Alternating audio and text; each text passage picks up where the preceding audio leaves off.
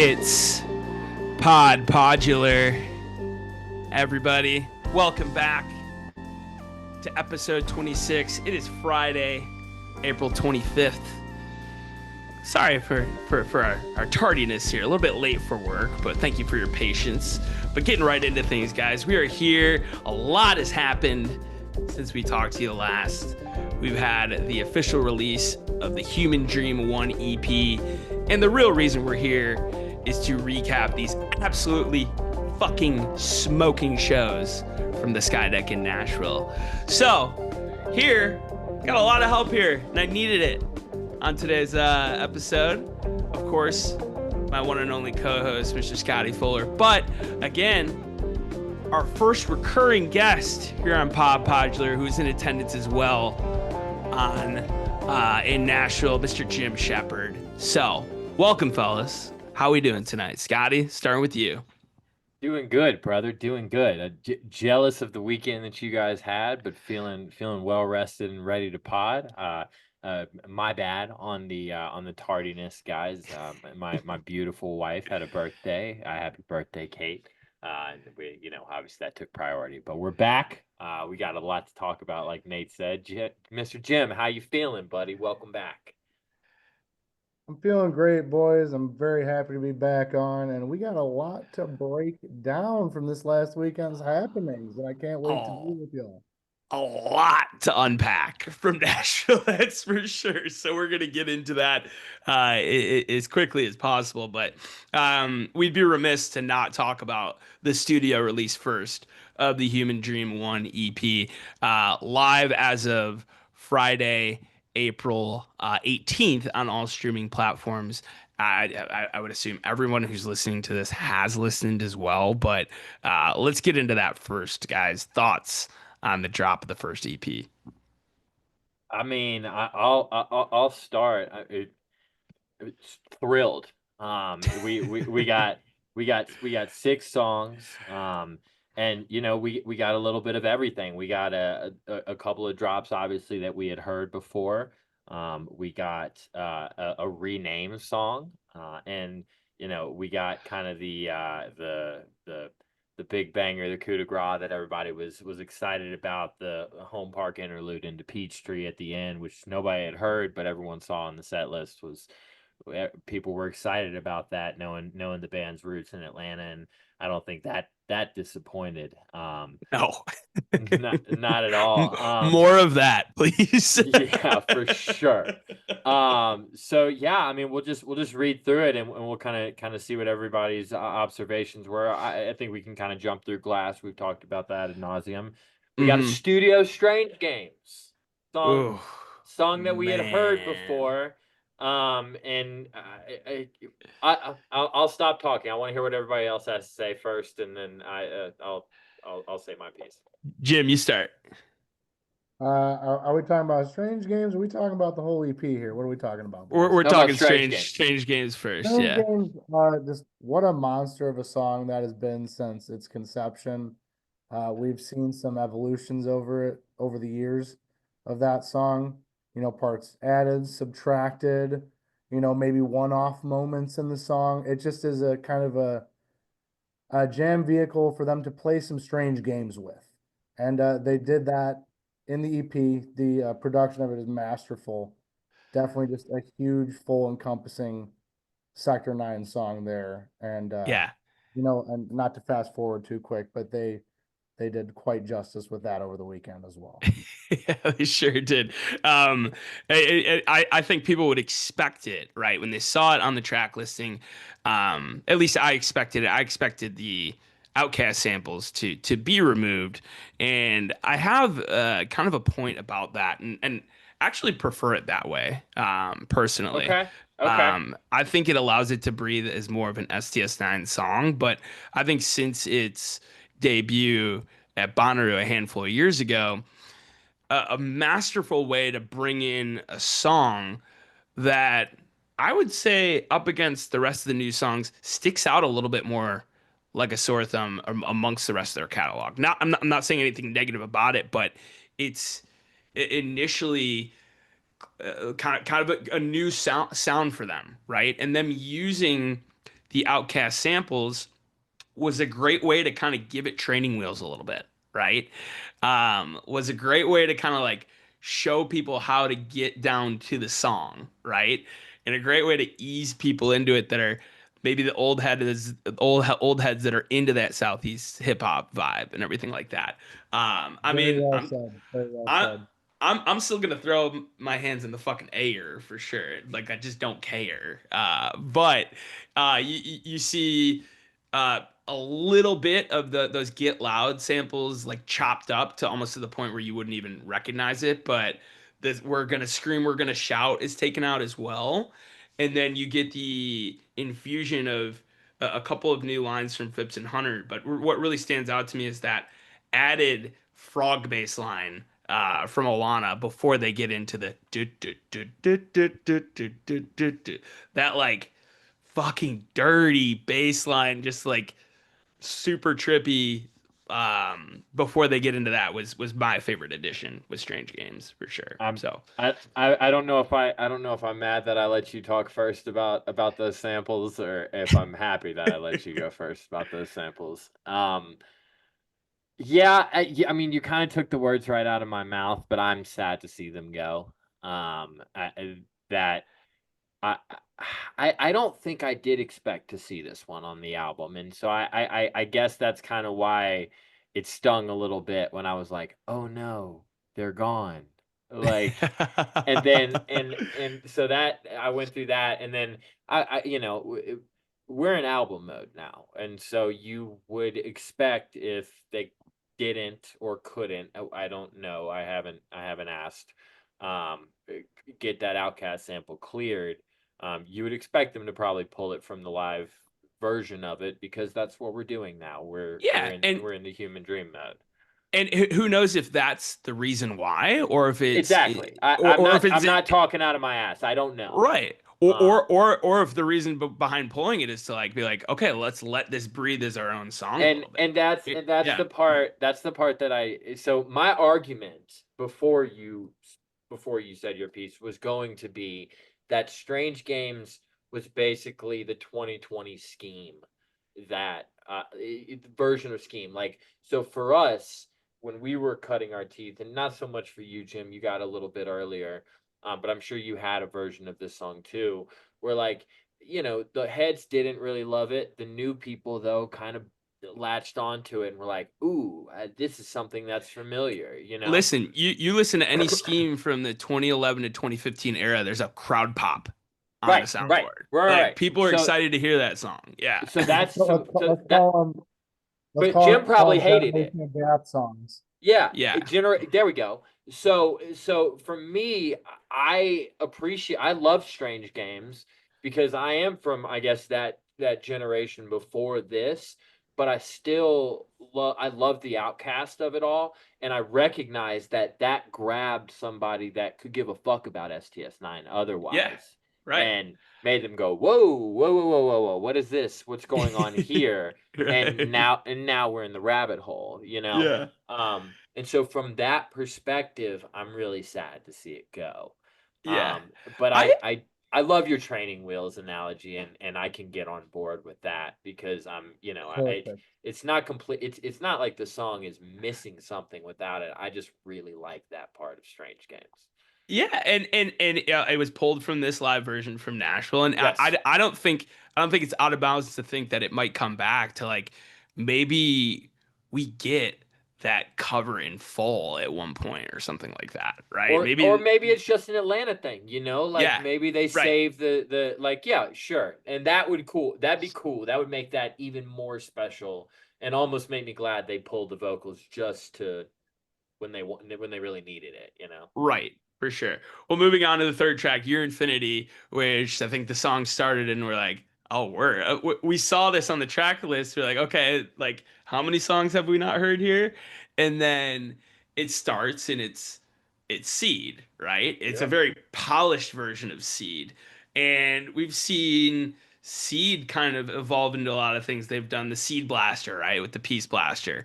Um, and I think Seed was received very positively upon its debut at Red Rocks, I think 2017, right? Um, great shower song, by the way. Um, but I think what Seed has been a really good idea for the bones of a song. I think what it's lacked is like something that brings it all home. And I think what you can really label this Year Infinity as is that second section, that second half that busts it wide open and kind of brings it all full circle, right? Yeah. So that thoughts from either of you on that? I'll jump in. I think it was 2018. I think it was Cave of Crystals that they That's debuted. Yes, it. Yep. it was. But Yeah. yeah, they've done a lot of amazing things with it over the years. Um, Definitely was kind of like a head turn moment because you were expecting something you had not heard when you listened to the EP for the first time. And Yeah. you do that, you're like, okay, you've got my attention. And then, a little bit of what you're used to. And then they turn it into this second half monster section that I'm sure is only going to just age like a fine wine with time. Yeah, so it's like I, it's like I a also roller saw some. coaster of emotion, like hearing it because you're like, okay, I'm familiar with this, and then like they get into that second half, you're like, whoa. Whoa, where are we going? Which was a And question I asked many times over the weekend is where are we going? I, It's very refreshing. But also, I saw someone say it. I'll give credit where credit is due. Someone said it, not me, but seed has germinated into year infinity. yeah, of course. Of course. And it's not like this is the first time they've done this, right? Like early in their career, songs grew into other things, and we've seen sections of songs get pulled and turned into other things. Like this morphing of songs within their catalog is not something that we've never seen before, right? And so it's very on brand for them, I felt like. And it's so cool, like you said, for it to happen with a song like Seed. Like, wouldn't you expect that to grow, no pun intended, into something else at some point? I loved it. I thought it was a cool little And, Easter egg.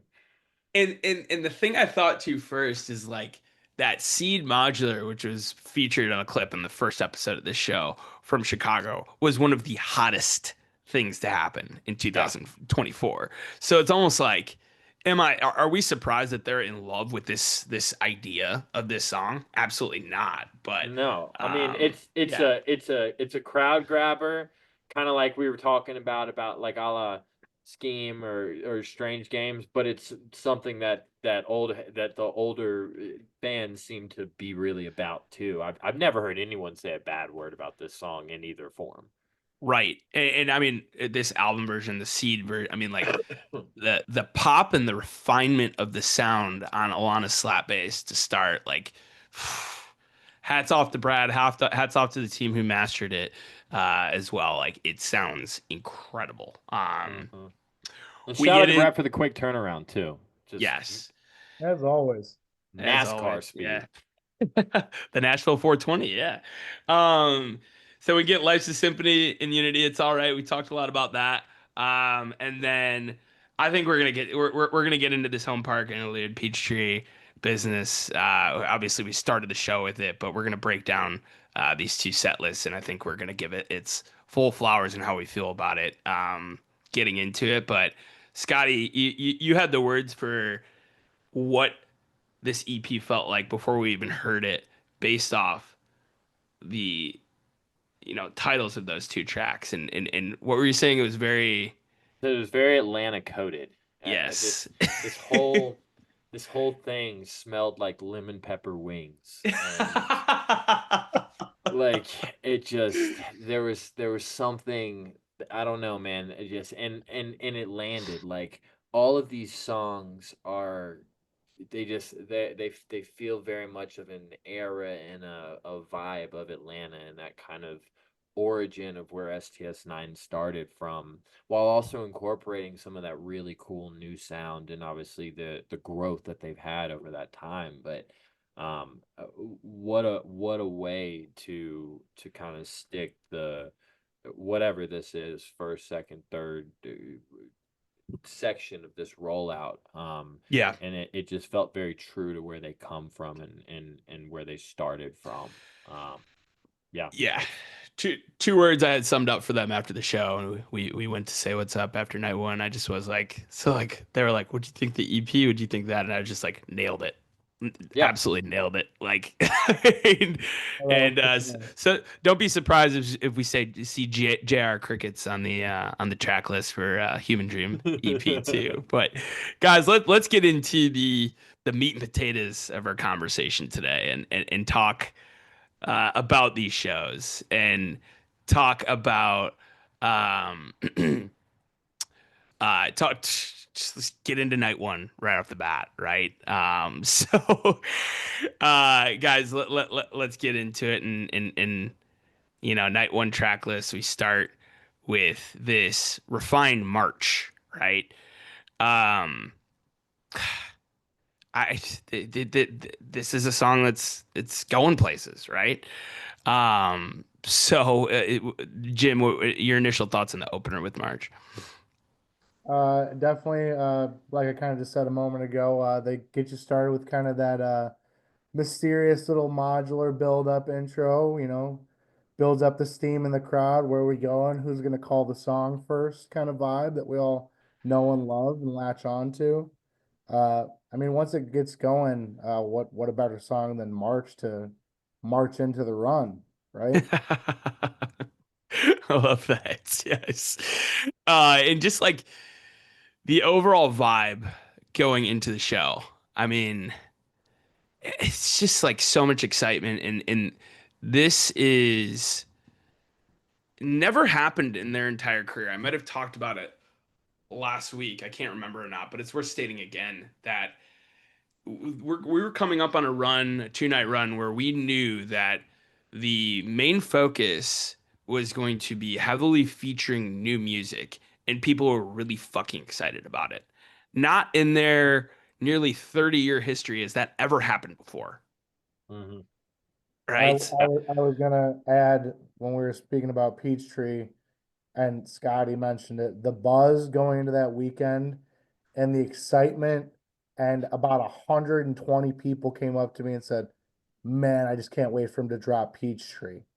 A brand new song, like Nate said, I've never heard people just ready for some Yeah. brand new, for some Hmm. that recent. Yeah. It's a very Recent, cool, yeah. different feeling.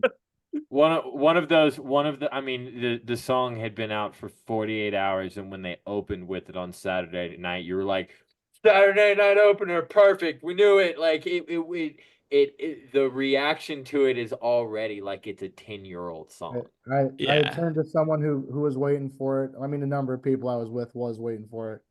But I said, well, they didn't make us wait long for it. No, unlike this first night, which we'll kind of get to as the Yeah, for as the set list unfolds. But I mean, they waste no fun. They waste no time. This was kind of a segue into G Funk, correct? no, it was Okay, this. they did. We've got the first ever standalone G Funk after this. Okay, that I'm glad that I did not have that noted. So that is Yes, fucking it was. sick. Yeah. There was complete silence, and then Hunter. Yeah. It Um, it never been sounded done before. That's why it sounded so fresh, because it didn't come out of anything. It never heard Nope. him just like start with that. And Yes. I guess it was a new intro because there hasn't really been an intro, Yes. right? Yes. I But wrote that down. Yep. G-Funk, and then okay, this ABCs. Speaking of new intros, Yeah. Well, speaking of Zach fucking Velmer, oh my God, dude. He was, I mean, 3 songs in, this drum and bass section, again, we don't have time to clip everything that we would want to, but this would certainly be on the list. Um, the man went absolutely bananas on his kit. I think TK had to come up and fix something. He went so hard after after the drum and bass section. Um, there was a great angle of TK from the on the stream where like every once in a while he was just like up there boogieing a little bit. It was yeah, pretty fun to watch. he is fun to Um, watch for sure. if I could add something about that G Funk kind of ABC's segue there. G Funk, yeah, felt super fresh. Honestly, when we saw that back at Red Rocks 2015, was it? Yeah, Uh, it felt like kind of this cool standalone one-off moment. But we've been getting some love with this song the past couple. We got it in Chicago, we got I it I here, think and it's I'm on the really glad to album. see it back, like in rotation, getting some fresh love and like feeling fresh. I think Very it's on cool. the Yes. album. I think it's on the album. That's That crazy. I like that thought though. I Also, I wrote down um just like the G Funk ending into ABCs. Again, if we had time to clip everything, that'd be great. But that shit was like it felt very Pink Floyd. Phipps especially felt like Richard Wright. There was this ethereal Mm. empty space from the band while it was happening. If you get a chance, run that back. Just crazy, amazing musicianship right there. Yeah, and this song debuted in 2015 was in March in 2011. It was were the two most recent debuts in a very long time. Then we get into an absolutely insane stretch of old music, right? And like I had talked about before last week, what I was expecting to hear was a lot of the old with the new, and that is certainly what we got with this Mirror Soul next. Um, 2002 debut there. I'll give you the rundown of kind of when we get to the end of the show, the debut dates of every song here. It's staggering to read aloud. But Jim, I know you were a big fan of this Mirror Soul. I really was. I specifically the jam section of it, pretty much right out towards the end, is just. I haven't seen a lot of Mirror Souls. I think that's maybe my second, which I mean, again, not to fast forward, I leaned over to Nate at one point and pulled a stat from my last episode I was at. I said, I think this is my 76th rent. Uh, I, I think it was only, I think that was only my second Mirror Soul. So I was, a lot of fresh excitement there still for me with that song. Yeah, Great I think version. I loved it. That's one of those songs that's like, I just can't believe it came back. It kind of makes me like, reinvigorated again to hear it so frequently. every yeah. time you're like, "Ugh, it's still here. This is so cool." Yeah, It's like like they're really still doing it. It's really in yeah. rotation, You know right? what it's like? You They're know what it's committed. They're like? committed. You know what it's like? It's like Poseidon in 2014 and 2015. Every You time they just play it, can't you're believe like, it. "Holy Yeah. shit, dude, they're still doing it."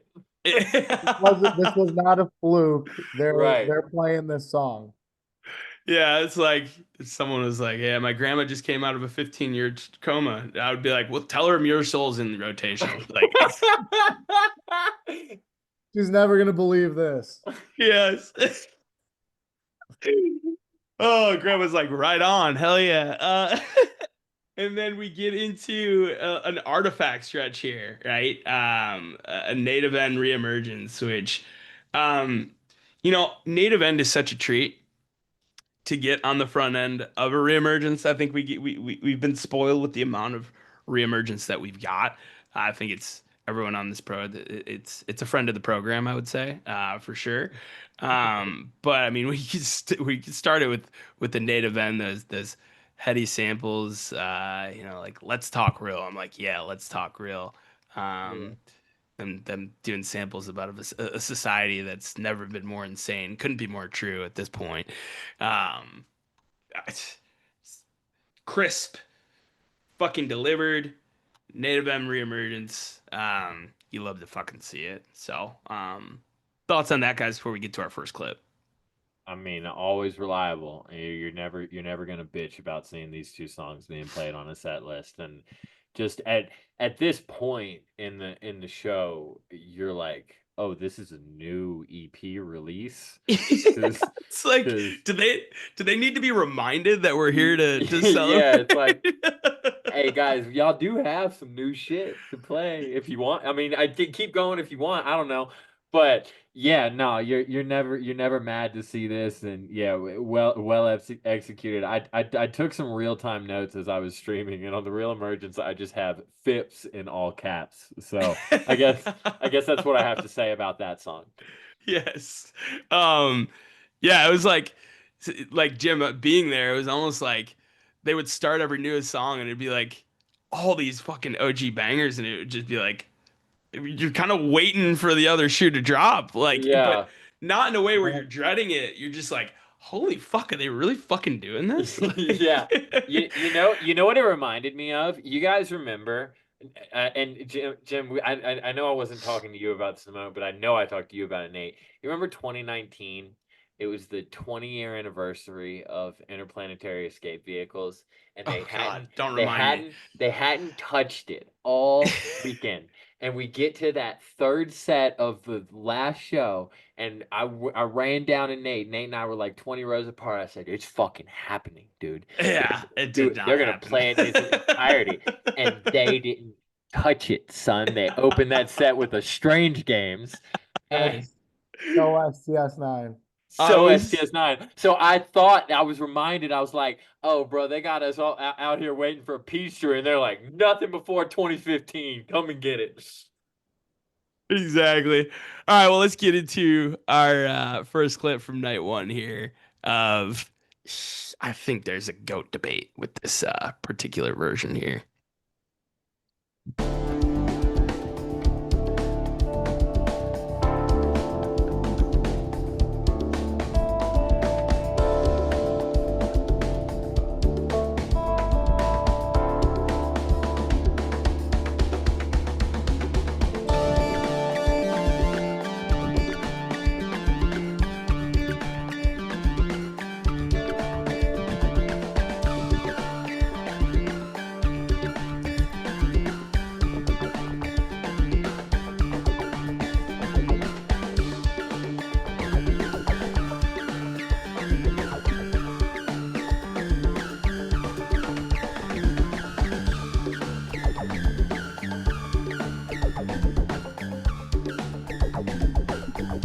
Sounds like spaceships fighting.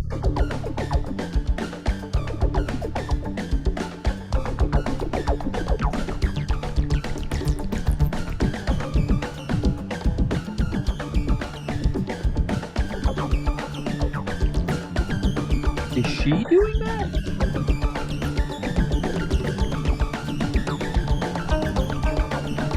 Oh yeah, she's getting involved in that modular throwdown.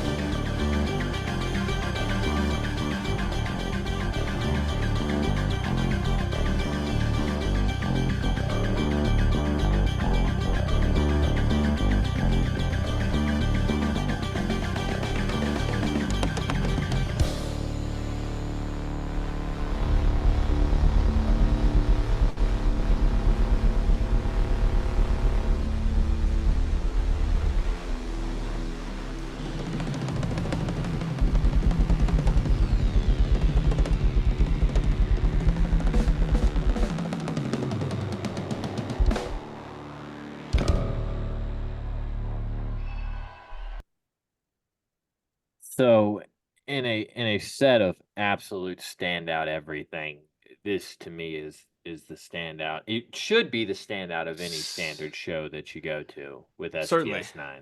Yeah. But it manages to just stick its head above water of this set. Um, It was a let's tough let feat, like Loch right. Ness monster shit. Yeah. You know, the waters are deep in there.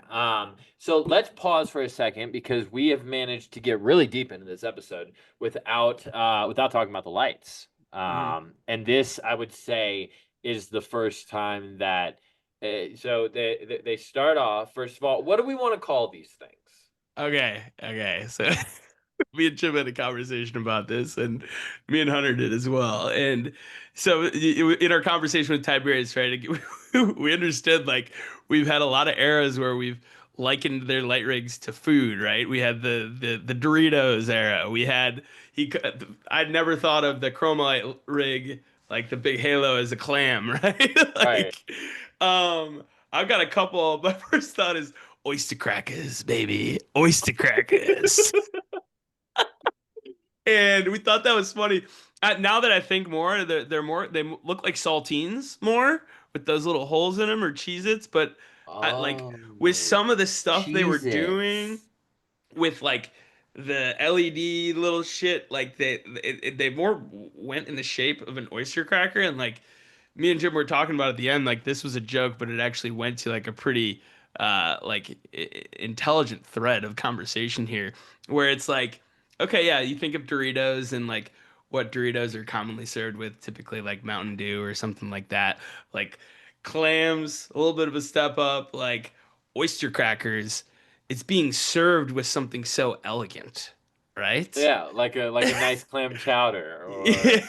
yeah. Something warm, something that reminds you of home, of the most highest elegance. So I don't know when we're getting the caviar lights, but if they keep improving at this point, um, I like oyster crackers. What do you guys think? My take from being there firsthand, I thought it was a extremely tasteful introduction. Mm. It was we're talking about crackers, we're talking about food. It was a sprinkling of breadcrumbs Yes. through the Yes. first I was about handful to of get into snacks. that. And I was just like, March, it was like, here they are. Yeah. Here's a Mhm. blink every now and then. And then we progressed into the show a little bit more and they become a little more prevalent. And it kept happening more and more. And some And different things and different looks started happening with them. And then I think by Globally, we're kicking into gear what these things can do, what they're not quite capable of. though. But not Not quite. quite though. Like I said, This we're Yeah. is still we're so still in the breadcrumb sprinkling, but yeah, we're Yeah. just because this is the trying to give first you a time we peek. saw the middle. This is the first time we saw those lights shoot out The of things. beams. Yeah. Yeah, that is my Um favorite feature for We're still sure. Yeah. in the sprinkling phase right now. yeah, But we Yeah. we hadn't again, I seen think any mostly LED. everyone was pretty impressed from what I could tell. Um, I was Yeah. very into it, and there was still a lot to see from this point. So, What I'm really into is the what when they hit you with the white flashes of everything Yeah. on the end. I'm super into that. I think and I got a chance to meet and talk with Drew at length actually. He couldn't be a nicer of a guy. He couldn't have been more of a nervous wreck before the show. He's just like, we're gonna do it, and talked to looking at him after he was exhausted, and he had a few cool nuggets to share with me. Is that Tiberius loaded in all of the Chromolite I could tell. I could tell. technology, so it's synced. He's running Hunter's Ableton session right there on his controller too. Yeah, So he's you could got tell that. on that march, Dak's kick drum Yeah. was on the strobe. It was the Yep. first thing I spotted of the whole night. And so that helps with the timing. That's honestly the biggest thing with the new LD, and it happened with when we saw Greg Ellis sit in, like, which made for some cool looks, but the timing was just off on some places. When Tiberius started, the timing was off. The timing was on point with everything, right? And that is a lot of thanks to this technology and a lot of thanks to Tiberius putting him in a good position. But I mean, Drew knows what the fuck he's doing. He's ran video for Disco Biscuits concerts and everything like that. He gets the vibe of a jam show. Um, and talking to Zach after the show, he let me know. He asked me what I thought, and I was like, I think it's a really cool idea, and I think you saw it evolve over the next 2 nights. Um, he said they weren't able to get like half of the rig they have built into into this venue because this is a smaller stage, right? Oh Very my small God, that stage. is the best It's fucking very news small. I've ever heard. So I don't know if we'll see it's a small the amp stage at Resonate is small. I think the first time you're going to see this fully unleashed is at the Anthem in DC. So I don't know if that means there's going to be something hanging above them. Um, because that is where something where it lacked a little bit. I've got a couple of gripes with it, obviously, right? The overhead space seemed a little empty for sure. I was gonna ask if if that was different in person than it was on the stream, because that It is, honestly is yeah. my Yeah. only gripe. Well, I've got another one I'll get into for night two, but honestly, that's my only gripe is was it. I felt like that there was something a little bit more that could have been done above. Yeah, for sure. And we'll see. Like, if they've got shit to hang above them too and stuff like that, like, man, that's gonna take care of that problem right off the bat. Right. My other problem is like, it gets in the way of Phipps and Zach, depending on which side you're standing on. Me and Jim were pretty much like even with Hunter most of the weekend, so you could see through to Zach pretty clearly. But if it, but Phipps, you really couldn't see much. Which, I'd love to see both of them. If I'm choosing between one or the other, I'd like to see Zach doing what he's doing. Um, but that's the one thing. If we can figure out a way to, if we're either gonna raise Phipps up a little bit more, which Jeffrey was definitely raised. I asked him after the show. I'm like, did they raise your platform a little bit? He was like, yeah. I was like, you look 10 feet tall, motherfucker. That was Yeah. awesome. Like, so we can bring them up a little bit, but what I was happy with is like in that Great Cycle Spectacles tour, like you had a screen in front of Murph and Alana, and like to a new person, you might think like, is this a DJ group? Like, what's going on? Yeah. Like, it was still very clear that they were playing instruments. So there's an issue there that I think they're getting feedback on, and I think that it'll be worked on. But yeah, that's pretty much all I have to say about the lights as far as this episode goes. Yeah, no, I sent a message to Drew right after the end of the first night, and I said, you know, and because we're not going to talk about it too much, so I'll just say it now. To me, there are certain songs that are like, Nate, maybe you were the one that said this to me. This isn't an original thought that I had, but when the dust settles, even if you don't like the song, Mhm. Dude, yeah. it is the light show of STS9. If you are Hmm. paying money to see the light part of STS9, pray to The whatever lights. God you pray to that when the dust settles get played, because that's when all the toys come out. Yeah. And in my mind, I had like little checklist of what I kind of wanted to see done in my pompous, fucking arrogant way correctly based on Here's what I'm STS. hoping to see. Here's what I'm hoping to hear. Yeah. Exactly. I realize how much of a douchebag I sound as I'm saying. Um, that being said, when the dust settles, I really wanted to see what he was gonna do there. Yeah. And boom, check box marked, motherfucker. Yeah. That was the to me that was the moment of okay, this is what these things really do. We saw every trick. Maybe we saw every trick. I don't know, but it felt like a big grand presentation, and that was what I was hoping for. It made me feel 19 again, that when the Yeah, dust settles. yeah, Like being at the Canopy Club, like seeing those box LEDs they had, being at Electric Forest 2012 and seeing that definitely brought some nostalgia with that for yeah. sure. But yeah, we round things out with Jim's 75th rent. So, and 76. 76 and a standout. What rent isn't a standout rent? But okay, going down the list here. Um, Debuts of songs: March 2011, G Funk 2015, ABC's 2007, Muirsoul 2002, Native End 2002, Reemergence 2004, Glowgly 2003, Rent 2005. So your first set average debut year was 2004. It's laughable to think about. It's We're like, doing, hey, we're doing a bunch of brand new stuff. It's a brand new production. We got a brand new EP. The average song debut year is going to be 2004, though. Yeah, dude, a good No less amount of that than crowd, a good amount of that crowd was less than 5 years old. yeah, Like, yeah. In terms of them seeing the band for yeah, sure. yeah. And then you're like, okay, set break hits, right? You think they're like, all right, hit us with the new shit now, and they're like, let's go to the '90s, motherfucker. Let's start I you was off like, they're with not gonna do it, bro. They're not gonna play a yeah. single one of them tonight. Dude, how about you play something from this fucking decade for Christ's sake? Jesus Christ. They're like, nah, evasive to start. And boy, a really good evasive. This evasive sounded like a 2015, 2016 evasive. With that funky part in the back end. And yeah, I was brought back to Tabby 2015, 2016 with some of those evasives with that. But then they go back into Artifact. Why not? And that brings us to our second clip from this night. See? Oyster crackers right there.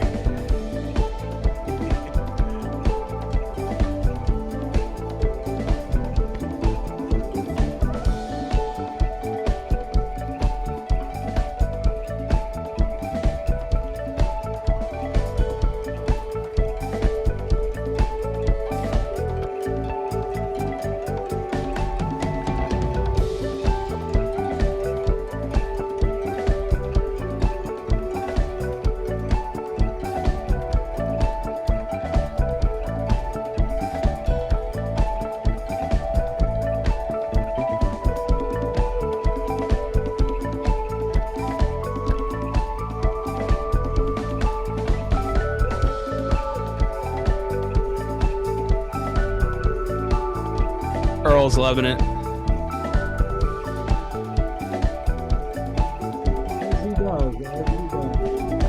Little does he know what's coming.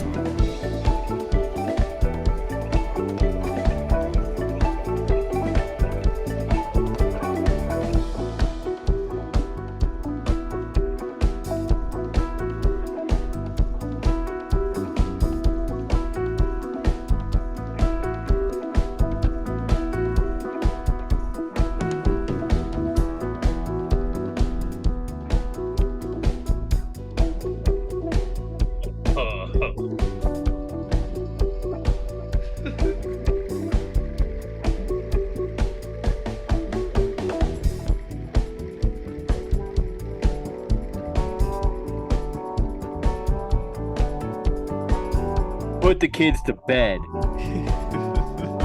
Slowly. Daddy will tell you about this when you're older.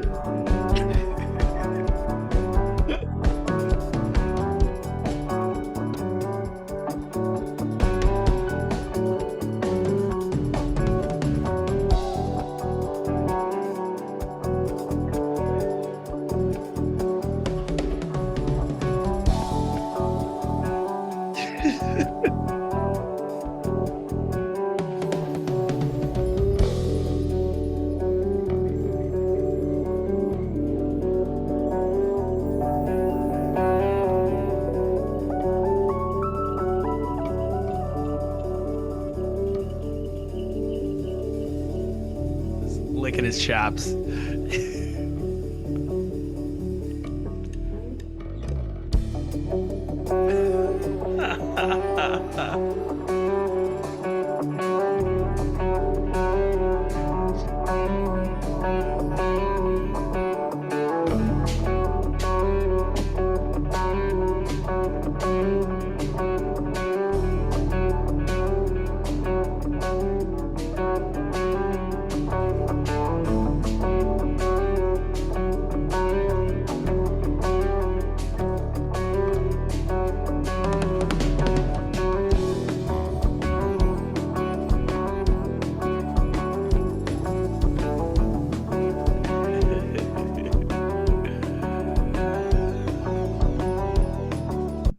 Slow Hubble. What the fuck, dude? I'm changing. I should change my bio to Nathan Schuler, slow Hubble enjoyer. My God, dude. I mean, they're not only hitting you with these OG songs, they're playing them in a way they've never fucking done it ever. They're playing segues they've never played before. They're fucking with tempos they've never played before. Like, what the actual fuck, guys? And let's talk about that. So you got Evasive into Forest Hue. Has anything ever gone into Forest Hue before? Yeah, I want to say yes. Like Forest But City is always a standalone into something else. That's what I thought. That was what I was gonna you might say. be right. But I mean, never force you into Hubble. And that was what I was about to say next. I mean, this whole package is like old school new thought process, you know?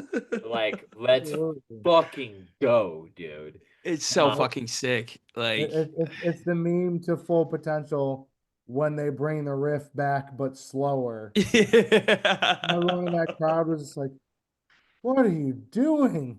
so at the Doing it?" show, I was next to you, right? I was like, are they gonna play this full slow Hubble? Like, what is that gonna sound? How long Yeah, is that gonna for people take? like us, it This builds is a the special last song of the interest. night, actually. Because if they Again, kept I it bring it up, back to where are we going with this? if they Yeah. kept that tempo up, this would have been a 25-minute song. But hence they picked it up, and it's a 12 and a half minute Hubble. Outstanding Hubble. Like the man, the just uh the what's the word I'm looking for? Like the technique, not the technique, but the execution, right? Of it, like this is when they get on like their Umbry shit, where just like it's just like so polished and every fucking note is nailed. The level It, that they have these old school tracks down to is like yeah. wildly impressive. Yeah, and it sounds fresh, right? Mhm. It does a really good job paying homage to the originality, but like there's a fresh pop to it. There's it's like opening up a can of Sprite, right? Like Yeah, you it's know a what it fresh feels excitement. It's a fresh you know what flavor. it feels like, but it's still gonna hurt Uh, when you take that that first sip, and it's gonna that make you cry Hubble a with little the bit. bubbles in it, baby. It burns That's so right. good. That's that McDonald's Sprite shit right there. My Dude. God, electric, That unbelievable. is that's awesome. And speaking of electric, dude, we get our first very new song that just Finally, Jim, something recent. woo play me something recent and make it scary. Um, dude, Phipps's distortion on this is damn near like dubstep level of crunch. That Um, Yeah, it just keeps getting bigger and growlier, and I don't know how to talk about it in musical terms, but it just I love this evil. song. Yeah, evil. Yeah, you know, we're talking about a lot about human dreams and everything like that, but at the end of the day, buddy, I'm into nightmares, as my buddy John Gruden has just said recently. I had to bite that from him, but like this song is a nightmare in the best way. And like Jeffrey really shined on this one too. Jeffrey had a few fucking moments where he really stepped up in tracks where I haven't heard him before. That we'll be getting into specifically night two. I thought was the Jeffrey Lerner show, but when this set list came out, I was surprised to see that this was only under 6 minutes. It felt longer Mhm. than that, right, Jim? Absolutely. Yeah. When you're lost in the sauce in a jam right now, like you run stuff back and it's like, that was a 3.5 minute section because it felt like a quarter of my life.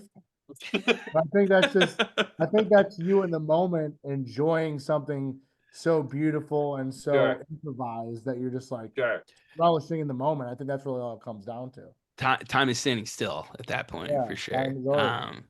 So we get into the recent stuff, and that brings us to our next clip from this night, which Speaking I of relishing in the moment, dude. yes, speaking Oh. yeah, which was my highlight of the evening here. So. Life's a symphony in unity, it's alright. Life's a symphony in unity, it's alright. Life's a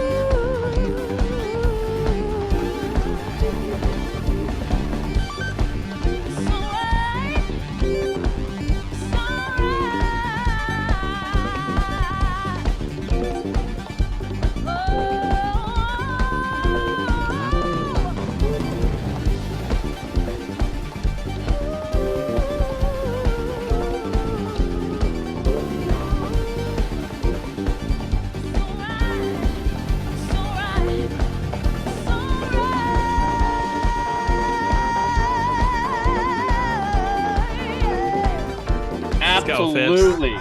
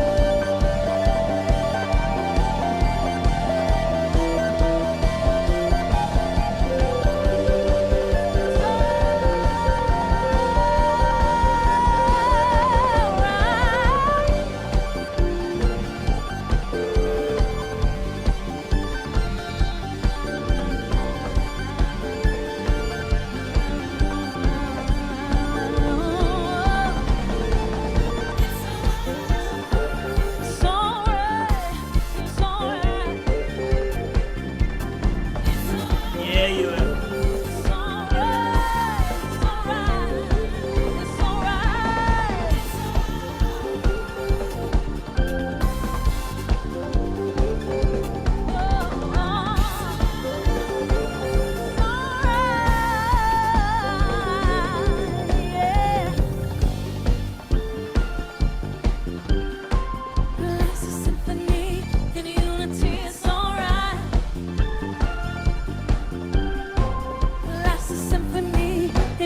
It's alright. Life's a symphony in unity. It's alright. Life's a symphony in unity. It's alright.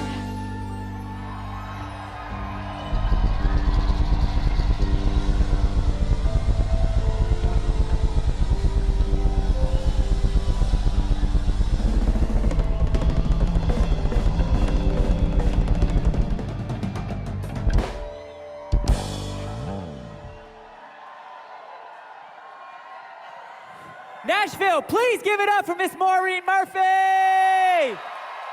Woo! We love you. Yes, we do. What up? How you guys doing? Good.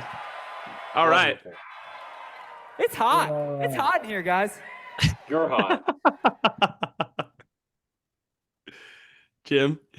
So, man, what a debut live for that song. Incredible. I'll just precurse real quick. We did get to boogie down with Maureen during Native End reemergence, right before she, like a G, was just like, I'll be right back. Uh-huh. And then, goes and does her thing. Just so gangster about it. Just wow, what a debut for that.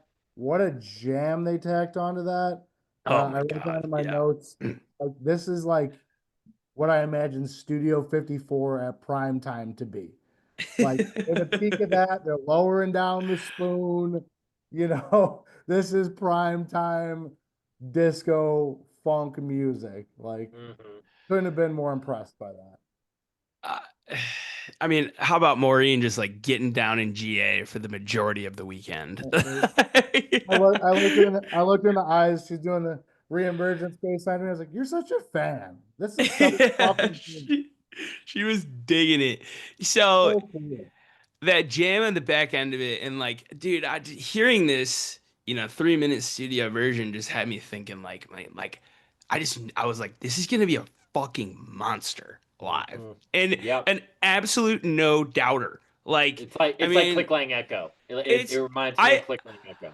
I liken it more to Get Loud, honestly. Okay. Like, Yeah. where like those back end jams are gonna be like, when you hear it, like when we hear Get Loud at this point, you're just like, Mhm. cannot wait to hear what they got in store What with this business one. is But picking up? yeah, exactly. Scotty, your thoughts on it from the stream? Oh man, dude. I mean, what a beautiful full circle moment to I got a little teary-eyed watching it on the stream because it was just, like it's been so cool, and Marine is a true friend of the show. I mean, I would say that her interview meant so much to us as a duo. And it kind of showed us that we could do this with anybody because we didn't know Marine before that. And we put she helped us put on a 3-hour master class, and then within a week, boom, single drop with her on it. And just because of the content of the episode that we have, and then seeing that just kind of beautiful ramp onto the Nashville stage on Friday, I just the meat and potatoes of it, let's just talk like Marina ad libs over Phipps modulars, like let's fucking Yeah. go, dude. Oh my god, dude. That and she talked about that on the show about how in those later sit-ins she kind of wanted to find her place in those moments a little Yeah. bit more. And like then we see it happen 6, 7 weeks later. I just I was beaming with I mean, happiness and this pride for her and her journey. And I don't know, man. I was just really I couldn't stop smiling that entire when I was watching it. that was a 6 minute clip, and I picked it up after the composed version of the song, right? Right. And it's like, sure, there's a big heavy instrumental jam as a big focus of that, but like her vocal scatting and vocal improv on top of that Right. too is just like, hope we see more of it for sure. Yes. 100%. Happy for you, Marine. And Jim liked it so much he bought a hat. Everyone out there, buy the hat. It's a sick hat. Shout out Taylor Houston Morgan. I bought one for my Dude, girlfriend. I'll probably still buy one for myself. There's a the couple out hat, there. You should do the one too. hat is so sick. Show the back of the hat real Get one for quick. your own hat night. Yeah, show There's the hat back night of every night. show the back of the hat real quick, Oh Jim. yeah, the like the aesthetics The, of it is so the nice. seasons birds in there, and then the Oh. Buckle and buckle. the hat. It is Yeah, Oh, so fucking wow. fresh. yeah. You talk Like about details. I I've mean, never not thought twice about buying a piece of merch when I saw this. I was like, you know what? Dude. It's all right. yeah. Who cares? $40. What the Fuck hell? it. Sorry. Cool. So we get into the glass 730. Wow, glass C13, right? And they're finally hitting us with the recent shit, the two Human Dream EP songs in a row. And it was in the back of my mind. I was like, hey, they played Glass last year. They're gonna play it this year. Like, of course they're gonna play it. We're celebrating the release of the EP. So, Sure. um, they earned that glass for sure, and Mhm. and I'm never arguing with it. Um, we've hit on this one when the dust settles before, but Yep. like, just I mean, it's it's finally not cool to not like this song, Yeah. right? Yeah. Mhm. Love it's that full circle moment. like if anyone's complaining about when the dust settles at this point, there's the fucking door, pal. Like Yeah. what? Like Honestly, dude, I was thinking about this this weekend.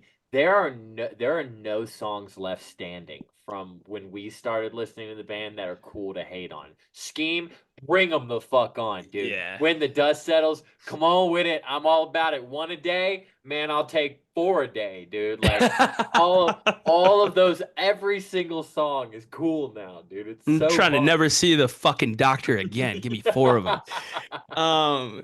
Yeah, I mean, this one was Jim. Like the sound was improved from last year for sure, and the venue and the low I think end. so too. I mean, this one sounded just like guttural, like evil, like and like I don't know if that's just the new production there behind them.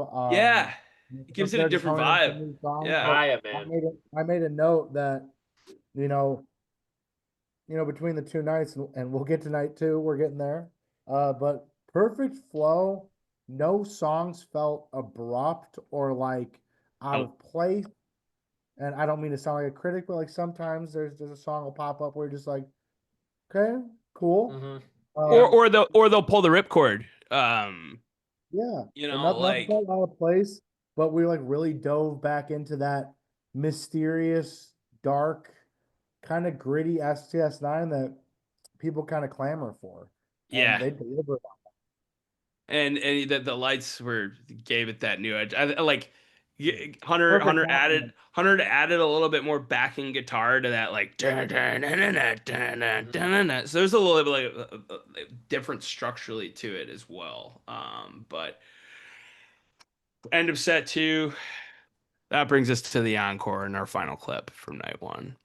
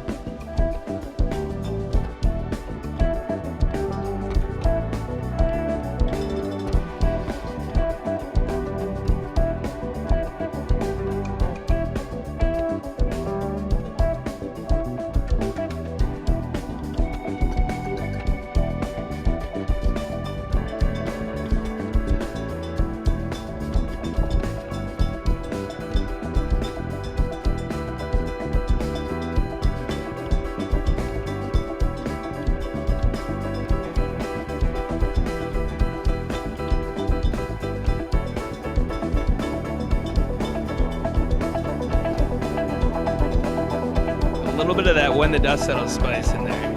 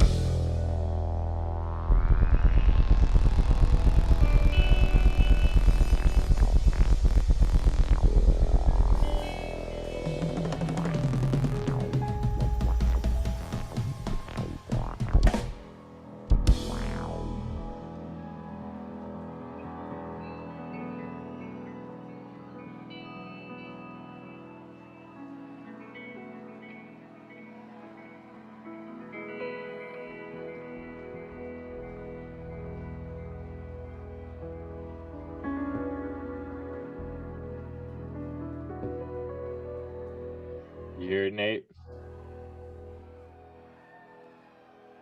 Okay. Kind of see where you're going with that. Oh my God. Dude. Like, can we talk about that tone at the end by Hunter? I Like, mean, dude, what the fuck? got a quick question for each one of you gentlemen. Let's see what you think. What's the best STS9 encore song? It's a tough one. It depends on I what the think night calls I think for. that's one of them. For night one, that's one of them. For night one of a 2-night run. Um, Yeah. I also love an STS9 encore. Yeah, I would say it's dance is probably my answer on most days, and the days that aren't dance, it's probably like something slow like Baraka. For the last end of the run, I think a better day. Better Day, Baraka, Breathe In, LA. Yeah.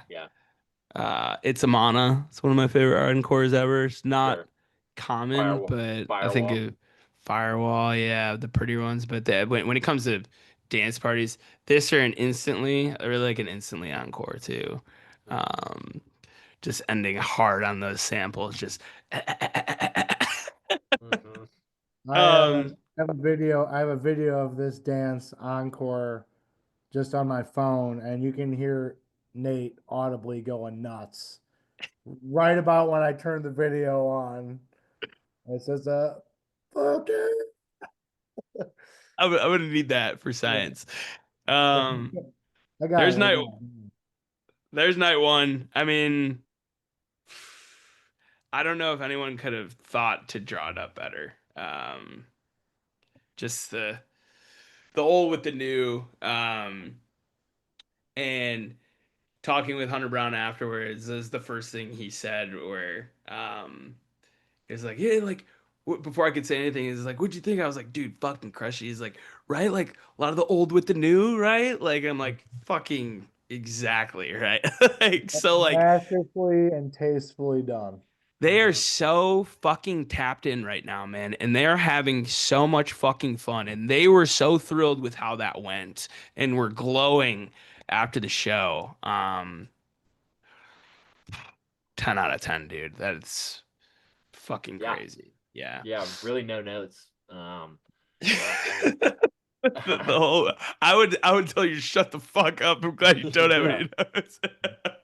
The only notes I have is like let me see Phipps a little bit better. That's it.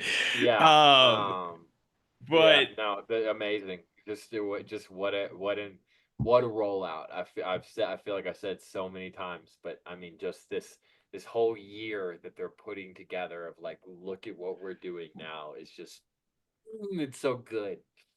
I mean it gets you so pumped for what those next shows are gonna look like on the eve or the day after of a EP or an album drop, right? Right. Sets it up for what's gonna be. Do not miss a fucking show, pretty much energy. Yeah. This is what you're getting. But let's go to night two, man. And let's really just get into this Peachtree debut. I mean, Jim, like you said it, like people are just waiting for it. And like my thought was like I heard a bunch of people like they're gonna open with Peachtree. I'm like, if we learned anything last night, we're gonna have to fucking wait and be patient for it, Yeah. right? But they walk out to the interlude, the home park interlude, and start playing Peachtree. And man, like I wish we had just listened to it to kind of fully like have that reaction. But like it's a place I can go to so vividly in my mind. Mm-hmm. Of like everyone understood the assignment. Like everyone's just like, yeah, they're starting with it. Fuck yeah.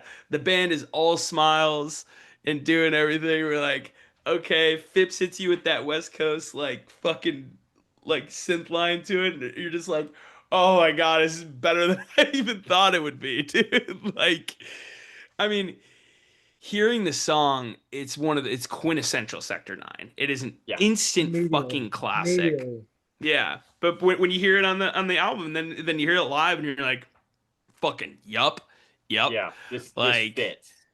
the groove and the pocket of it is like it could go on forever, dude. The drum roll and cymbal work, a little like glitchy, like the ow wow. Yes, that part. I was just about to start talking about that part because that might Do be it. my favorite noise ever made, ever.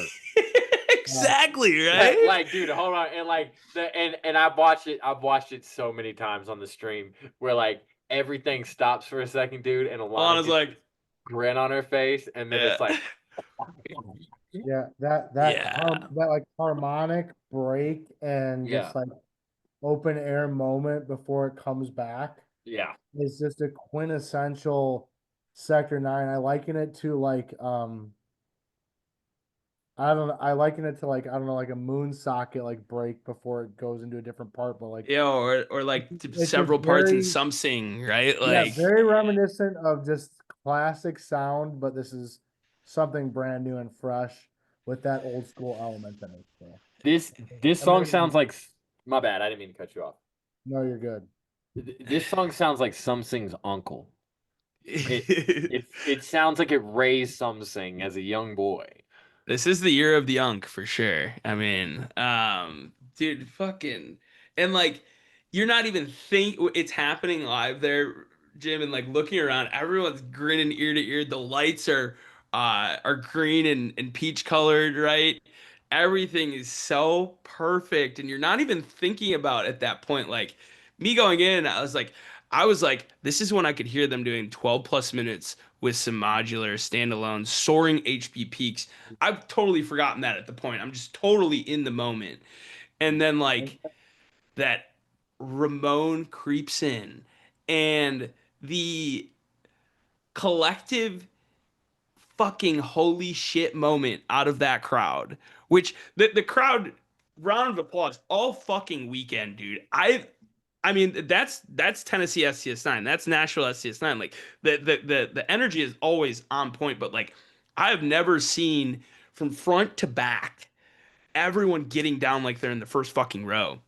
And that they creep in that Ramon and it's so perfect and like you hear that collective groan. I wish it came through on the soundboard just because it was just like, oh my god, they're fucking doing that. Peachtree Ramon, and Mhm.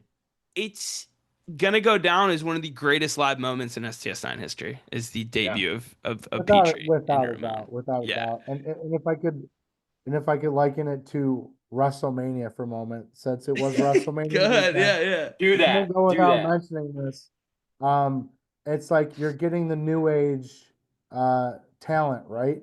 You're getting Yeah. the new age guys, but then all of a sudden, out of nowhere, creeps in like Stone Cold Steve Austin, and you're like, Yeah. I didn't see this coming, but I'm really excited about it. And it's but then it's also like, of course, of fucking course. Why It's Like wouldn't they be WrestleMania. paired together? Exactly. I love what you said because I was about to do it, but my comparison wasn't as good as yours. I was gonna liken it to a political endorsement.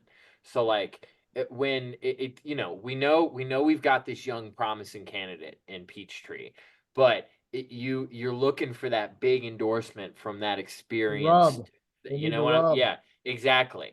And wrestling's the same way, dude. You need someone to put that young dude over.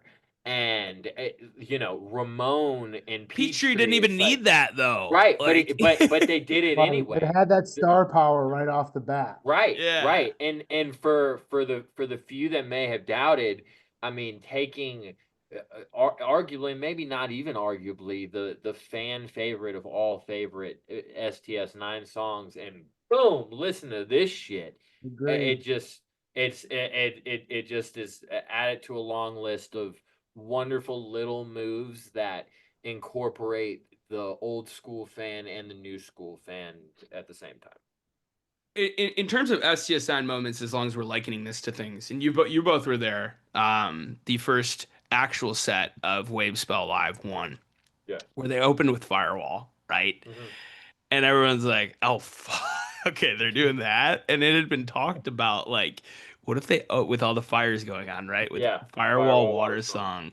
Saw And when this. they start dropping that water song, it was a mix of that and then with the Rent Red Clay, right? Yeah. Where it's just a knee buckler, an absolute people dropping to their fucking knees.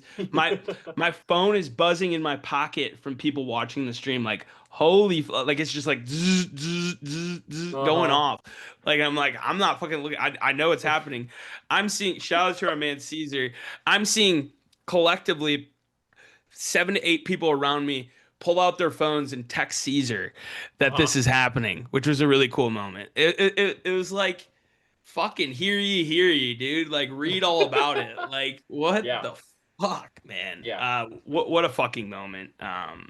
So I just can't believe I still can't believe it, but I can, right? Of what they're capable of with this. And dude, I'm so excited for the first standalone one too, right? Yeah. Like of where they're gonna take it. Stretch Because it out. Fucking climb the tree. Let's see where it goes.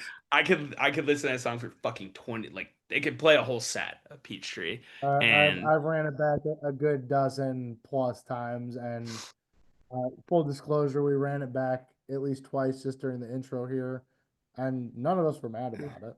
It just really set the tone. a little technical difficulty there. Just to listen to it twice, like the song's so nice, let's play it twice, dude. It's like couscous. Um, so I mean, yeah, we could spend a whole fucking episode talking about it, but let's move on. And then they get into a totem right off the bat, the first and only TUI song this whole weekend. And Totem's been a fucking monster. There's a quick clip we want to share of it where, I mean, Alana was an absolute beast on the fret tracks all weekend. But this moment in particular was just absolute fuckery. So we'll get into it. We were going different places with these tones she was hitting. It was something else. She's Tony fucking Soprano.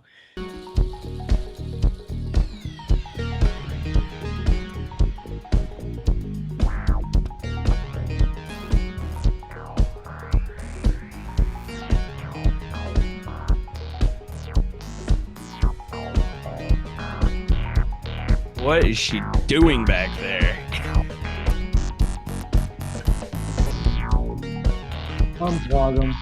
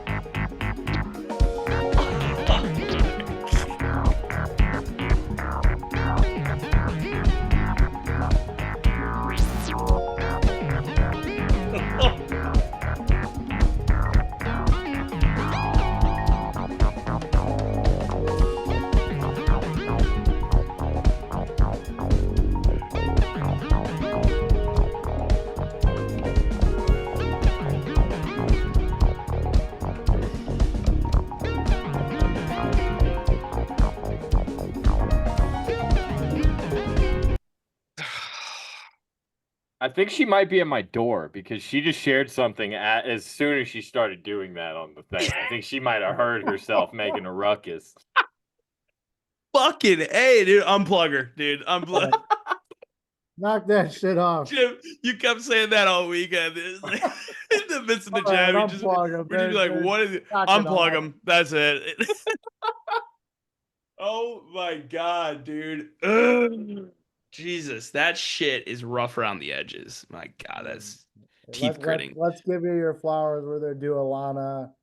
Hitting some really amazing tones. You know, people can be critics. Oh, you don't have a MIDI. You're not doing this. You're doing Fuck. the most. He is a Um, MIDI. Unplug them. Yeah. Yeah, dude. Her bass is a MIDI. I've never understood that. Like Yeah. to me, it's like anything you can do, I can do better. Like it is inside of my bass. Like That's it right there. what else do you want from me? God, thank God for fret tracks, dude. It was all over the fucking place this weekend, man. I'd stack that up against any low ends on any STS9 board. Yeah. So that's there were so many times where you didn't know whether it was Phipps or Alana making a sound. Right. And like, Right. A yeah, beautiful I thing, heard we so have many to times from something. people in the crowd like being like, "That's her." Yeah, yeah. I even said it on the Globally while we were And then watching it on this the episode. turnaround stank face like, "Oh my god." Because it's like one thing is Phipps is doing it, but like it's another thing if like she is laying that down, you're just like, what a fucking naughty, unbelievable. This was a sick totem. That new modular line that they've laid into where they're really getting comfortable in these TUI modular sections, I think, and they've kind of become like the same one that they're repeating. This modular section actually stems from one of the improv tracks at Camp Elsewhere. It was the first time that they played it. And then after yeah, I forget which track it is from that. It leads into Arrowhead so seamlessly, so nice. Yeah. And I thought I was hearing Arrowhead during that Glowgly a little bit the night before. So I think it'd been a while since an Arrowhead as well. I can't say for sure, but um, always fun to see that one pop up. Um, you're seeing a lot more than from the first night of like hopping around the catalog, right? Like, okay, Yeah. here's some new age shit, here's some really old shit, here's some of our newest shit, here's some of our oldest shit, here's some um rave spell shit, right? So you get into back Blue into the Moon. old shit after this with the Blue Mood. Sorry, Scotty, no OG intro, but No OG I intro, mean, yeah. But it was into Blue Moon, so that's fine. Hunter hit the note so many times with that build up. It wasn't Yeah. just that last like during the build up, he just kept going. And he did it like 4 times up Right. until like the last one. I'd never heard that before, so that was really Mhm. cool out of that Blue Mood. Brad Younghouse texted me during that, and he said, "Our boy didn't miss during that one." And I texted him back and said, "I don't think he's ever gonna miss ever again." It's been quite a few years at this point. For Yeah. real, for real. I mean, we'll still never forget, and it's always gonna be a funny joke. But at this point, that's all it is a fucking joke. So then we get into a Never Never, one of the shorter ones in a while, but always really fun, and just how it was placed was really tasteful. We got to talk ending the first set with this Inspire. This Inspire was short and sweet, but damn, really fresh, right? Big punch. Big punch. Yeah. A lot of fun. Really different tones. It felt like a different intro. Fifths with just those gritty tones, dude. It felt like a 3.0. Yeah. 3.0, baby. Kind of Call a me- theme of the weekend. Call me a Those 3.0, tones. dude. Dude, Ye- it's so really fun first set. I mean, I could have left after fucking Pete Tree Ramon, but like all this was just fucking extra credit, honestly. Yeah, it's icing on the cake. Yeah. Then they start set 2 with With the not Toothles. not a true segue, right? But a kind of a segue that I call it a segue. Well, have I I s- was have we really seen excited. have we Tooth seen a Peoples? Tooth Peoples? I don't Ah, think so. Seems like it should have happened, but we're gonna say it was a segue because I was really excited to get Toothles off tonight. Toothles. Toothles. It's Been waiting teeth on and you that. know it. I was with Taylor Houston Morgan during the start of this. The VIP was really cool where you could see over them and we were like back Right. behind them and shit. And it was so cool to see them go to work. And they come out with this tooth and he's like, first thing he goes, this one gonna match the Camp Elsewhere tooth? And I was like, heavy underdog, probably not, but I'm happy to be here. Yeah. It Rooting sure for it. it was used more as a launching pad into this set, which for the like a lot of balance of dark and light shit. But I mean a really dark start with this Toothles for sure. So that leads us in to our next clip from this night.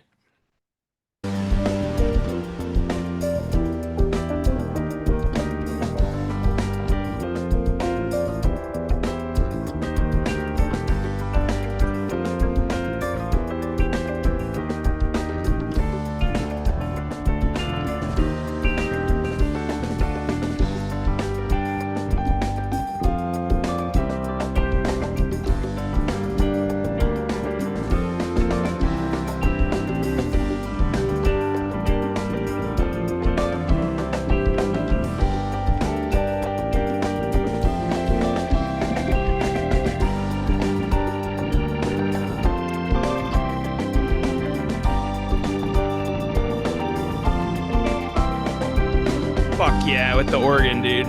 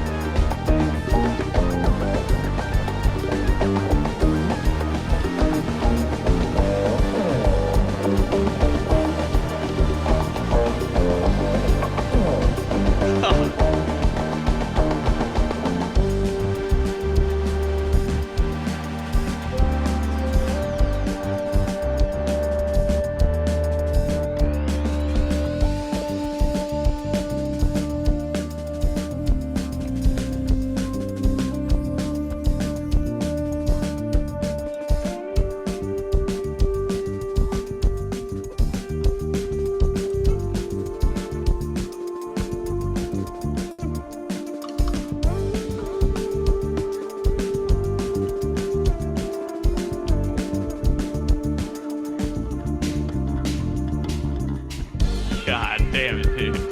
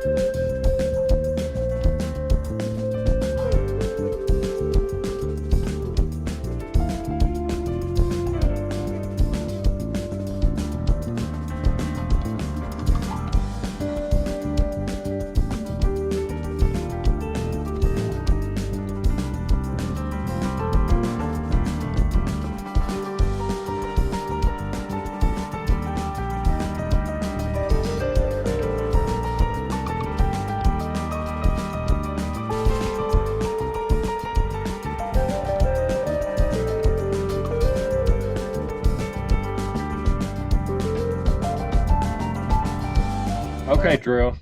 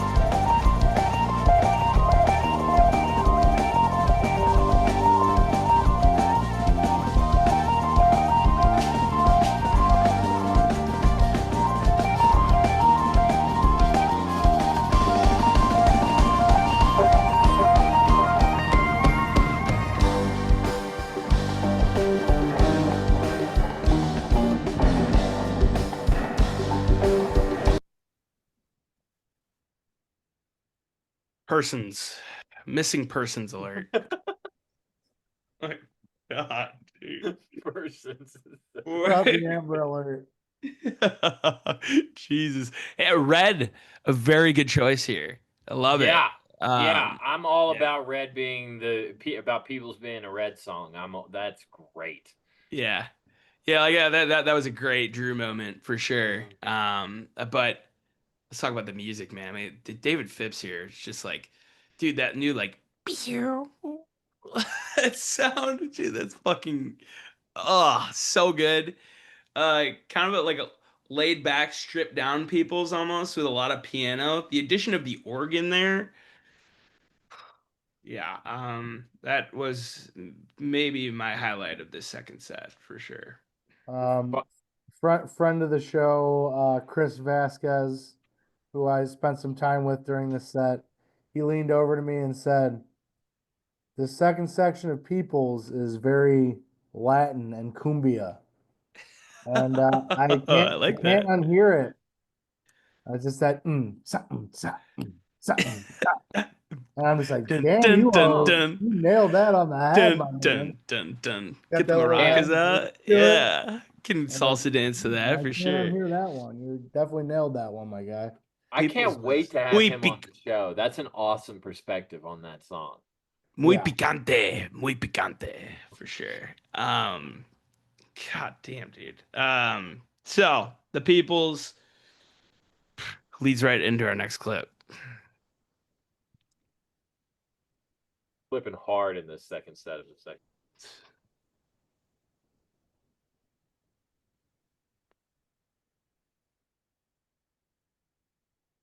Fuck it, go with the long version. Who cares? People listen to all of it anyways.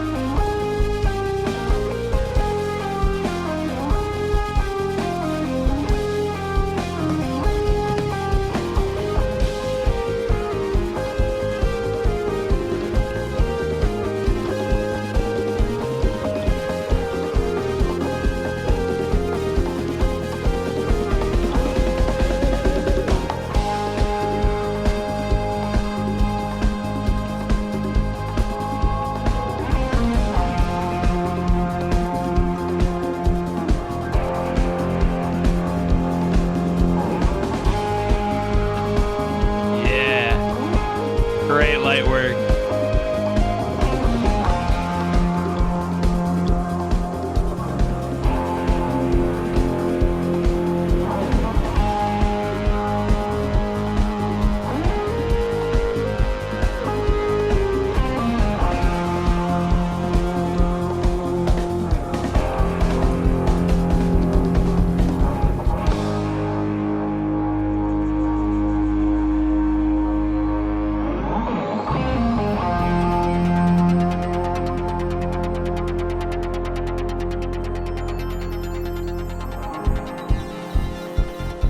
Oh, what up, Jessica?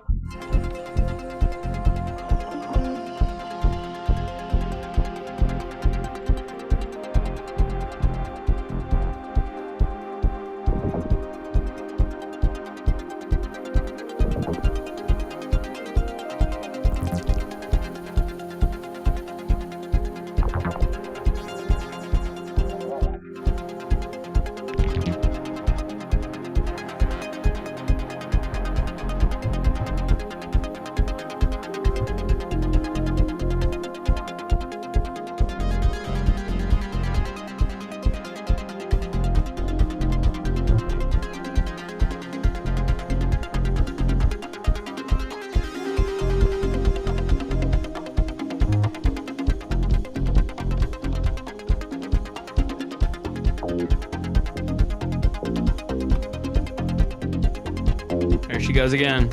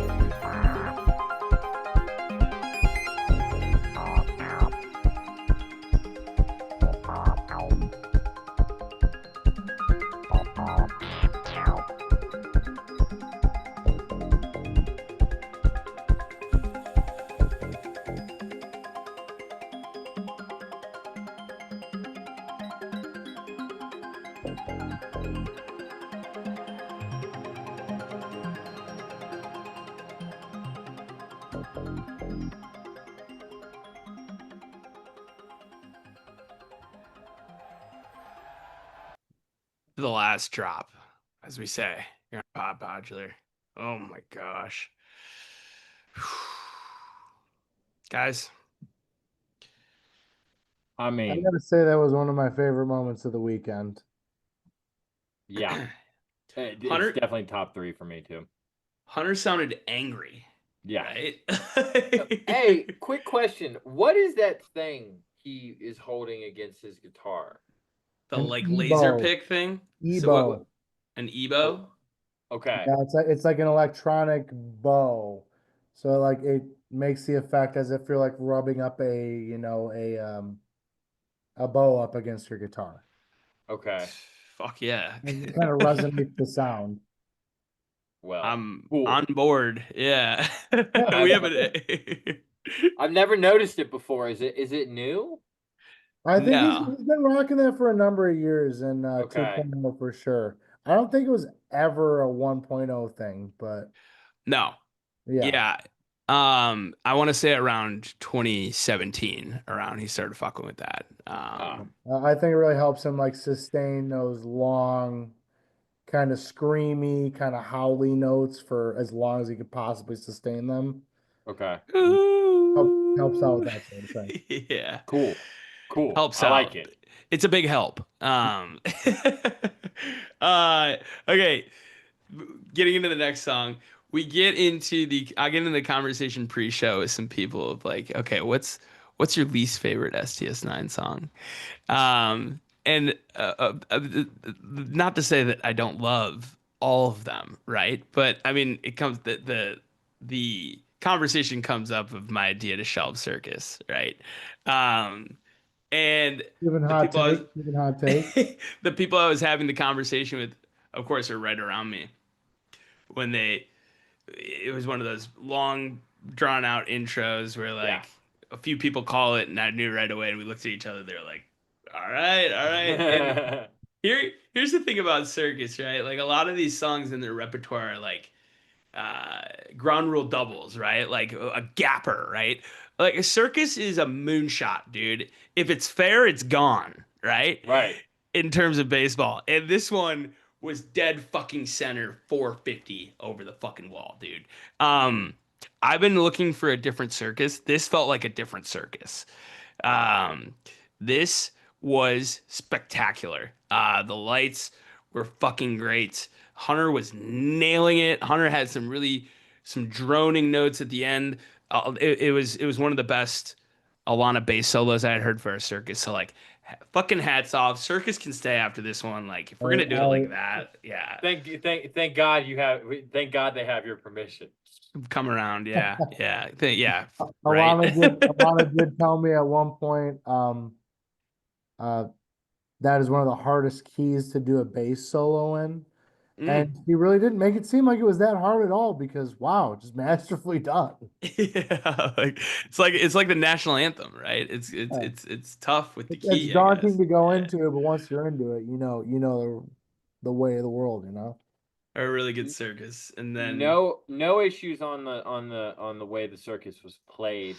I will say I said I have a small gripe with the lights in night two. I was looking for more rainbows on the Circus. That's yeah, and those I, Scotty, go those ahead. lights live though, those like you talked about those beams that come Yeah. out, like Mhm. on the stream, it doesn't do it as much justice. Where like it is like a full spectrum within it. It's like it's kind of like a Roy G. Biv gobo, where Okay. like looking into it, there's like a sparkle to it. It feels diamond like, right? Where like it kind of hits a lot of spectrums of light within that one thing. I think they come through on the stream pretty white. But Mhm. Jim, would you say that Yeah, like I would say it touches a lot of the spectrum. It kind of like throws a lot at you at once. So it's where probably on a video stream you can't really consume that all at once. mhm. Yeah. But I do feel like at the tail end of this second night, he was really kind of getting comfortable and showy with these looks and new presentations they were showing. It really felt full circle at that point for sure. Okay. Yeah. Cool. I'll trust the people that were in attendance. I mean, that was the only thing that I can even find slight issue with over these two nights is I can see that. Yeah. yeah, Mhm. that was it. But I mean, everything else about this Circus, you kind of said it all. It's masterfully done. Yep. The next song, Strange Games. I think we've talked enough about it. Really fun modular jam out of this. Different take they've taken on it with the modular jam, and I've seen some of the recent ones too. So really cool. And then that leads us into our next clip here.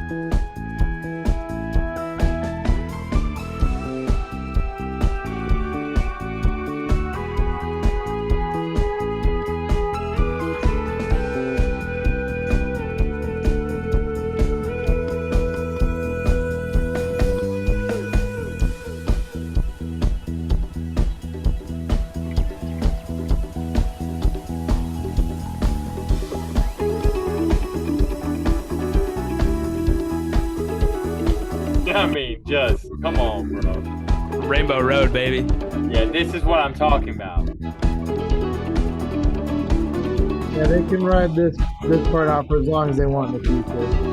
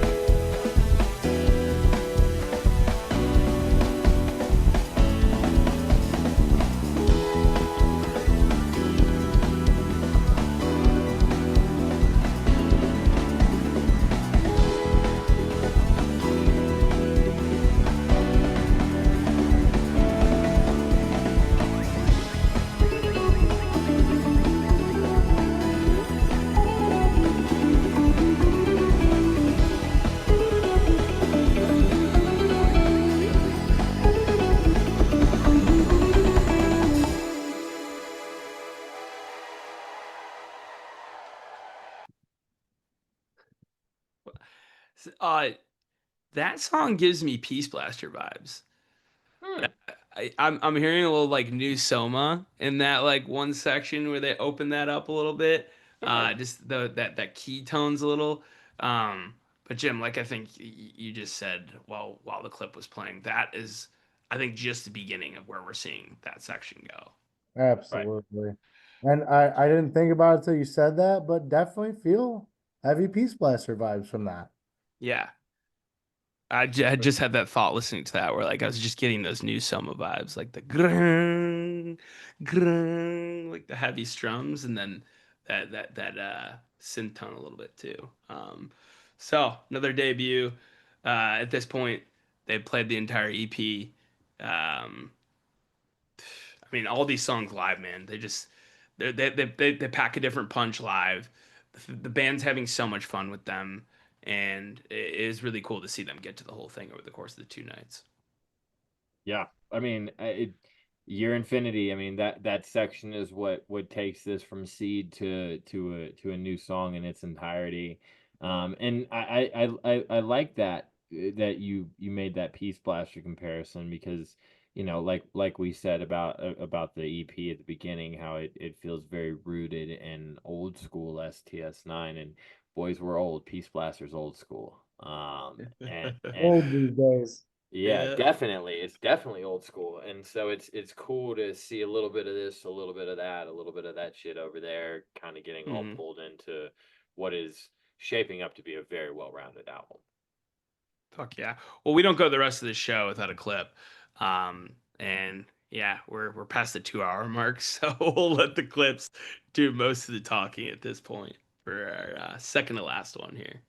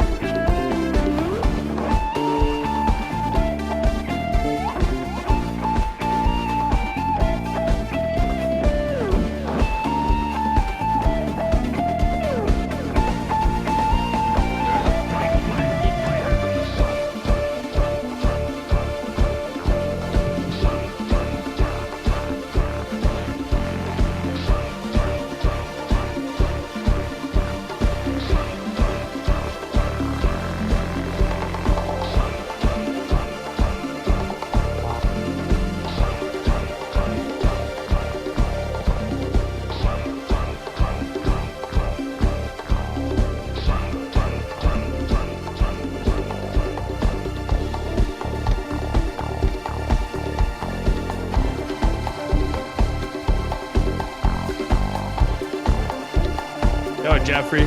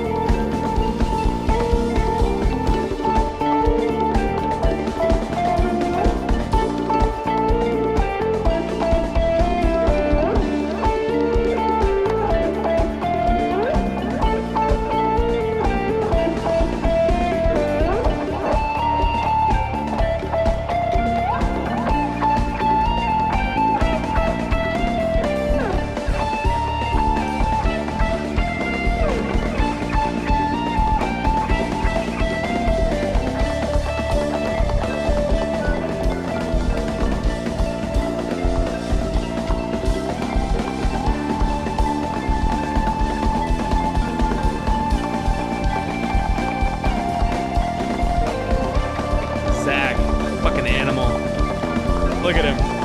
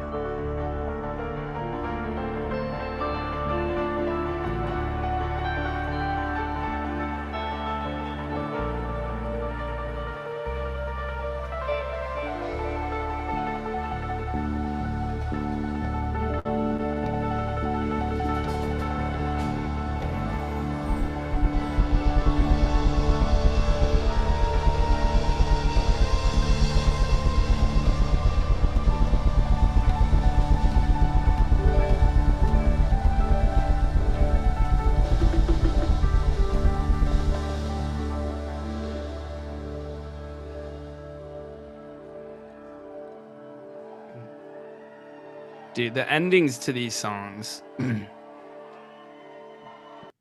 are getting so ridiculous.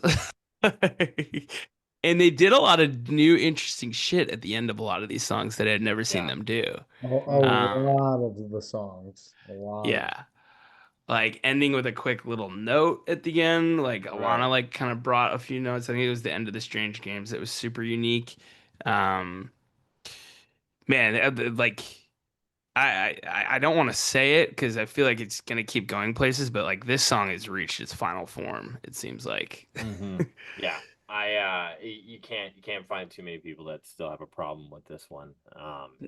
It's such a reliable modular section.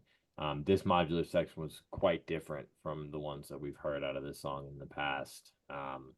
It just such a wonderful song that has grown so much since its premiere in Vale, right?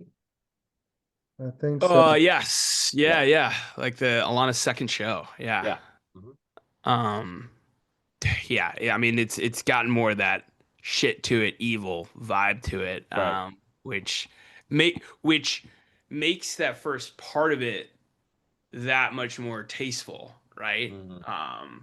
Where It's a feel good song, but they can bring you through the ebbs and flows of it. It's like this is this nice feel good, bring your friends together song, but we're still gonna travel through some darkness of it too to get to the nice bright flash of the right end, you I know? like of the that. sun. Yeah, and Where's that my jam of the sun sample repeating just Right. oh, Is that what they mean by echo? The so clickling tasteful. echo? Like is that the echo? Oh shit. Now you might be onto something, Nate. Maybe. Maybe, bro.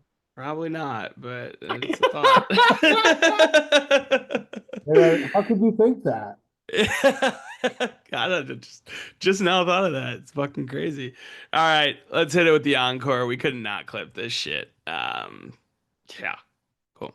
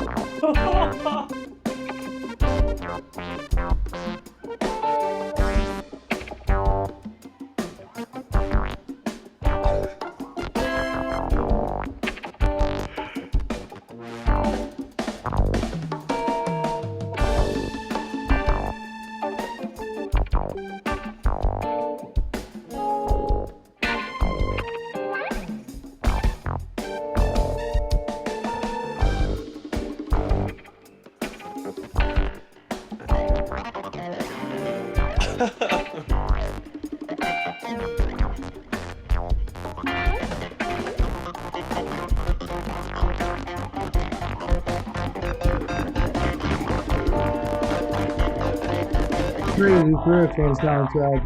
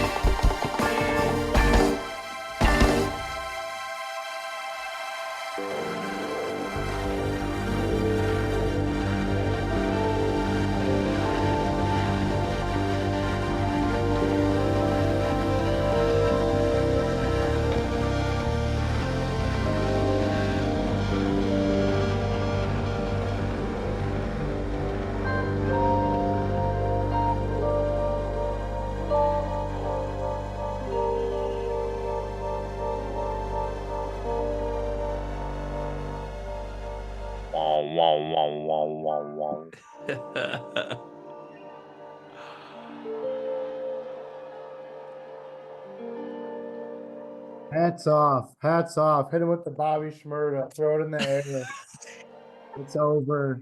What an Just- exclamation point to 2 perfect games in a row. Yeah. Christ. It's like the 2005 Chicago White Sox in the World Series. Wow. 5 complete games in a row. Um, I mean, just to kind of round out this podcast, what a way to roll out this. I guess what is this? What are we at 4.0 now? I mean, this is We graduated this run. This feels like a Yeah. graduation. yeah, man.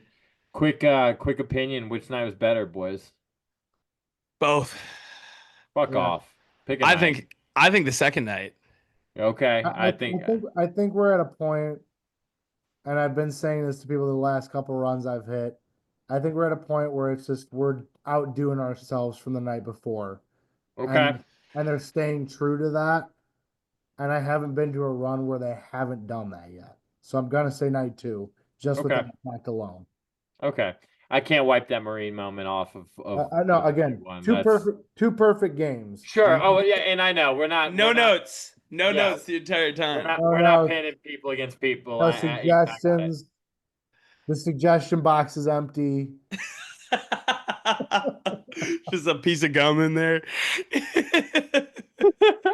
So to close out, guys, we're gonna do our second. Oh, real quick before we Oh, get wait. into that, let's talk about sound checks real quick. Really Okay. cool that was back. I got an opportunity to go the second night. I heard that they had played in line. You could hear them playing Equinox the first night. So it's going the second night. They're sticking with that format of they're playing a song and then an improv. They played a fucking sick Kaya the second night. So they just come out and rip a Kaya. And then I don't know. They play this really really sick kind of like funk heavy, like high tempo jazzy improv track night too that we got to see. And I don't know if they're posting these because after Zach just goes, yeah, we hope you guys like that. It's just a little bit of improv, just between us, right? So we might not be hearing those, which that stinks a little bit, but it was definitely a cool moment to see sound checks back. But Scotty, back to you. Yeah, no, it's back to Jim. We're gonna let him close it out with a little inspire, bring it back, Jim. So what do you got for us? So, Inspire, bring it back. I meant to touch on this earlier when we were talking about ABCs. A great song. We all love ABCs, but there's something missing from it. And if someone can correct me if I'm wrong, No, but you're was there right. once upon a time a sample that was the peak of the song, perhaps, that said, "Am I dancing too funky?" Wait, hold on. Can I correct you? I'm Yeah. a dancing too I'm a funky. dancing too funky. You might be more familiar with it in that phrasing. Um, Yes. haven't heard it in a long time. Would love to hear it again. If someone out there can do some research, when's the last time they dropped that? That's I feel like interesting Hunter Brown, question. Yeah. you're one button away. Just find it and let's bring it back, dude. Yeah, just take his hand and just Yeah. Up on dogs. Oh, there it is. there it is. Yeah, that's all. That's Oh, all I want. I That's my love it. request. Like I said, that's I a good can't really one. ask much more these days. I'd like to dance a little funkier. That's all. or know if I am dancing too funky, Yeah, yeah. right? Like, Give yeah. me an indication. That's all. I'm not gonna change, but I'd like to know. Oh man, what a fucking run. Man, are we in for it this year as if we didn't know already. But these weekend runs that are going to be attached to the release of new music are going to be just as good, if not better than this. These Hell of a tone setter in Nashville for sure. Yep. All right. Well, that wraps up episode 26. Guys, next week is going to be really exciting. We're going to have another installment of the Artist Spotlight series. Another guest who has collaborated with members of the band, who has opened with the band. Really big name here. So that's going to be super exciting for next week. But yeah, like, subscribe, comment, review, whether you're watching on YouTube, listening on Apple Podcasts or Spotify. We appreciate you guys. It was so fun running into a bunch of you guys over the weekend. You give us so much love, and it just continues to inspire us to give you guys all we got. And appreciate you sticking around for these longer ones. But I don't know if there was a second, guys, that we could have clipped out of this one. So Yeah. No, thank you guys for sticking around. Next week should be quite a madhouse. I don't know. I'm excited about it. ooh, okay, all right, all Jim, right. as Much love, always, y'all. brother, thank you. Thank you for having me, boys. Amazing to chop it up as always and talk shop with you guys. It was amazing to everyone who I was able to see in Nashville and catch up with. So many beautiful souls out there, and we'll be seeing you the rest of this year. Yep. Trust Sure. pets.